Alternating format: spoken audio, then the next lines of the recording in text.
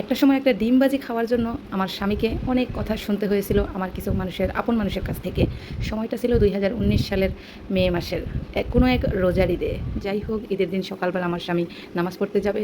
এর আগের দিন রাতেও মনটা শরীরটা ভালো ছিল না, এই জন্য ভাত খায় না। তো সকালবেলা আমাকে বলতেছিল, একটা ডিম ভাজি দিয়ে আমাকে কয়টা ভাত দাও না, আমি খাই। তখনও আমি ডিম কিনে এনে খেতাম, এখনও আমি ডিম কিনে এনেই খাই ওই বাড়িগুলোতে বেড়াতে গেলে। যাই হোক, ওখানে কিন্তু আমি বেড়াতে যাই, যেহেতু আমার বিয়ে হয়ে গেছে, বাচ্চা কাচ্চা হয়ে গেছে। আমি আমার স্বামীর কাছেই থাকবো, আমি আমার বাবার বাড়িতে থাকি না, আমি আমার শ্বশুর বাড়িতে থাকি না, আমি কারো ঘাড়ের উপর পড়ে খাই না। যাই হোক, আমি আমার স্বামীটা খাই। ওই কথাগুলো আমার খুব মনে পড়ে। আমি কিন্তু সব কিছু বলে তাই না, আমার সব কিছু মনে আছে। আমার স্বামী যে ওই মুহূর্তে টাকা ছিল না, বিষয়টা কিন্তু এরকম না। তখন আমার স্বামী টাকা ছিল, তবে বিশ্বাস করেন ওই মুহূর্তে আমার কেনা ডিম ছিল না, তাই আমি একজনের কাছে চাইছিলাম একটা ডিম। অনেক কথা শুনতে হয়েছিল একটা ডিম ভাজি খাওয়ার জন্য। আমার খুব মনে পড়ে, আমার সাথে সবাই অনেক খারাপ ব্যবহার করতো, অনেক খারাপ আচরণ করতো, তারপরে আমি ওইখানেই পড়ে থাকতাম।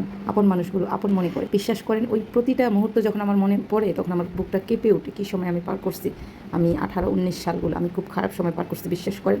তারপর তো আমার হাজব্যান্ড আমাকে তার কাছে নিয়ে আসে। এখন তো প্রতিনিয়ত, শুধু এখন না, তখন থেকে প্রতিদিন সকালবেলা কম করে হলো 7-8টা ডিম পোস্ট করে খাই প্রতিদিন সকালবেলা। কিন্তু মনে পড়ে একটা ডিম খাওয়ার জন্য কত কথা শুনছি, আমি এগুলো কিন্তু ভুলি নাই, সব মনে আছে। কিন্তু যারা বলছিল তারা হয়তো বা ভাবতেছে আমি ভুলে গেছি, আমার সব মনে আছে।